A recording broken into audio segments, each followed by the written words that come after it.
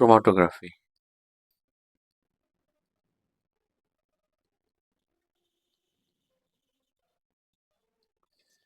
একটা বিকার, একটা filter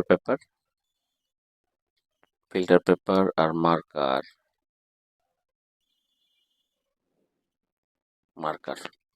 filter পেপারকে 4 কোনা করে কেটে নিলাম। নিচে একটি পেন্সিল দিয়ে দাগ দিব। এখানে একটা মার্কারের দাগ দিয়ে দিব পুরোটাই।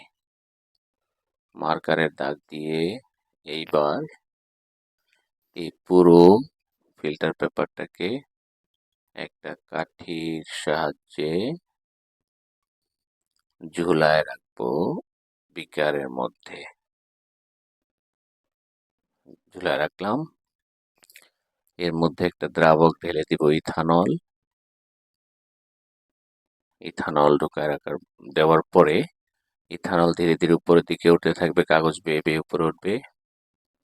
এই মার্কারের কালারের মধ্যে 3টা উপাদান আছে। মার্কার হলো একটা বর্ণালী, মার্কারের বর্ণনা, এটা একটা বর্ণালী।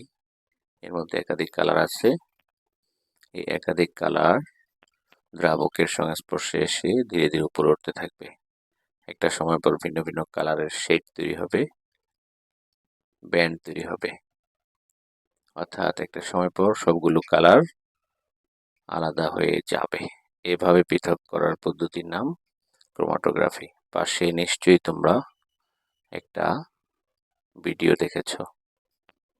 ভিডিওটার সাথে আমার কথাগুলোকে ম্যাচিং করো, তাহলেই বুঝে যাবে।